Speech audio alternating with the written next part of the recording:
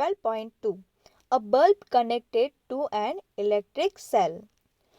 Let us try to make an electric bulb light up using an electric cell. How do we do that? Activity number 2. Take 4 lengths of electric wires with differently colored plastic covering. Remove a little of the plastic covering from each length of wire at the ends.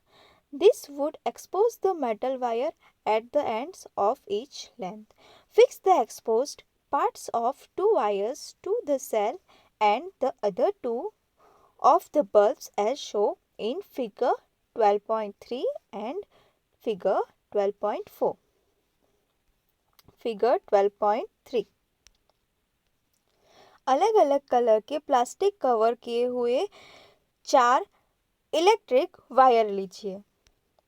अब सभी टुकड़ों को जो and पे plastic का cover है वो remove कर दीजिए थोड़ा सा।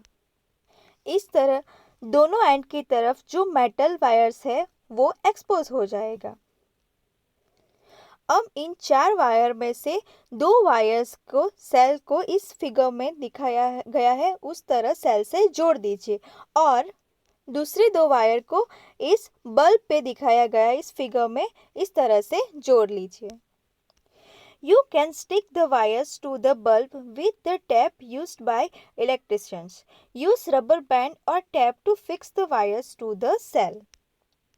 अब इस वायर को जोड़ने के लिए आप इलेक्ट्रिशियन की हेल्प ले सकते हैं और सेल को जोड़ने के लिए आप रबर बैंड और टैप का यूज भी कर सकते हैं।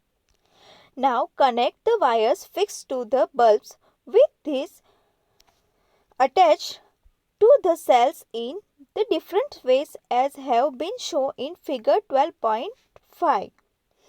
For each arrangement find out whether the bulbs glow or not. Write yes or no for each arrangement in your notebook. अब इस फिगर में दिखाया गया है इस तरीके से 6 भागों को अलग अलग तरह से जोड़ दें। ओके और आप अपने नोटबुक में कौन सा बल्ब है वो लाइट ग्लो होता है और कौन सा नहीं होता वो भी आप नोट कर दीजिए। Okay now carefully look at the arrangement in which the bulbs glow. Compare this with those in which the bulb does not glow. Can you find the reason for the difference?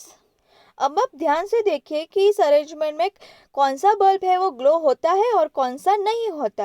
अब आप सोचिए कि ऐसा क्यों होता है। Keep the tip of your pencil on the wire near on one terminal of the electric cell for the arrangement figure number 12.5a. Move the pencil along the wire all the way to the bulb. Now from the other terminals of the bulbs, move along the other wires connected to the cell. Repeat this exercise for all other arrangement. Figure 12.5. Did the bulb glow for the arrangements in which you could not move the pencil from one terminal to other?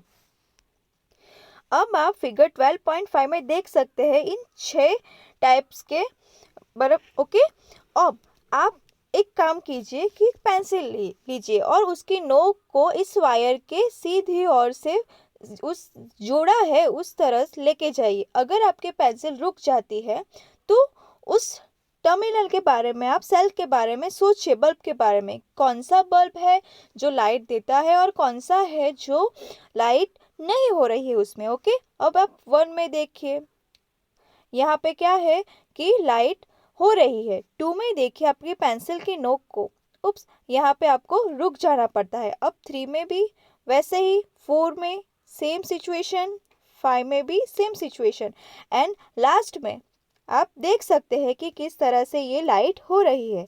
Okay तो एकदम easy है, आप इस type से try कर सकते हैं। Okay अब आपको इजीली पता चल गया होगा कि कौन सा मतलब क्या होता है तो लाइट ग्लो करती है और क्या होता है तो वो ग्लो नहीं करती। Okay 12.3 and electric circuits.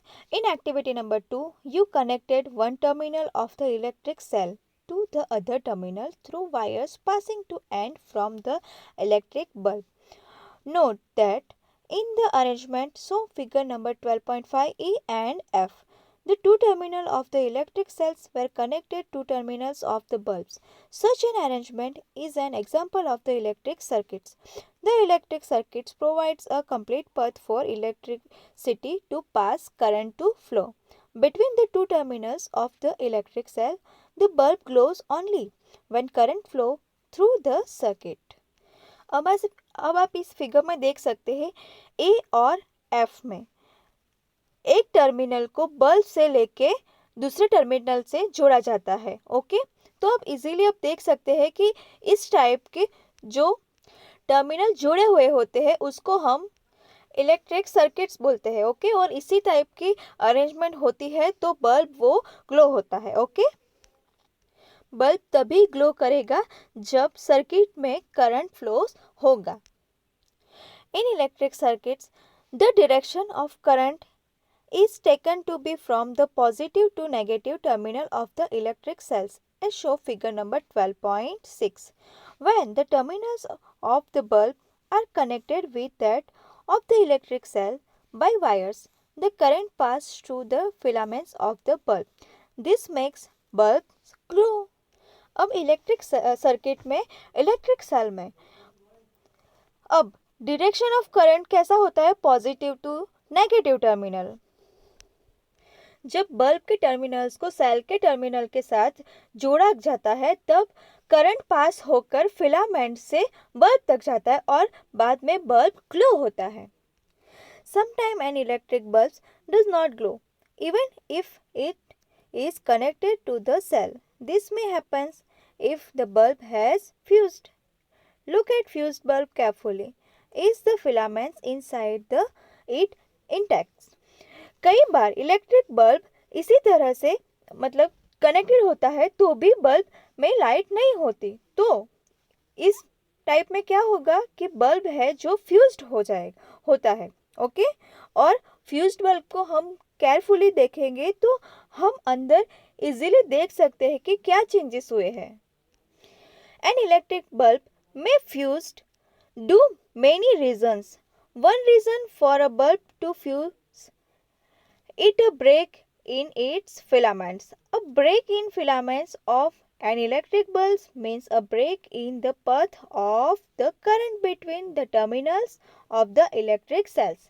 Therefore, a fused bulb does not light up as no current passes through its filaments. अब इलेक्ट्रिक बल्ब फ्यूज होने के कई सारे चांसेस है. जैसे कि एक रीज़न है कि जो उसके फिलामेंट्स हो ब्रेक हो गए हैं.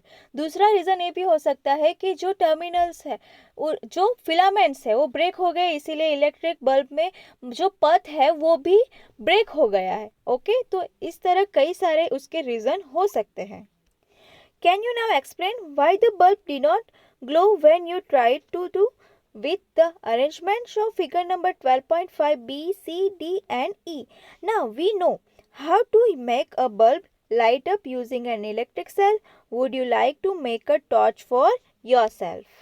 अब आप इस फिगर में देख सकते हैं कि B, C, D और E में क्यों जो बल्ब है वो ग्लो नहीं हुआ था.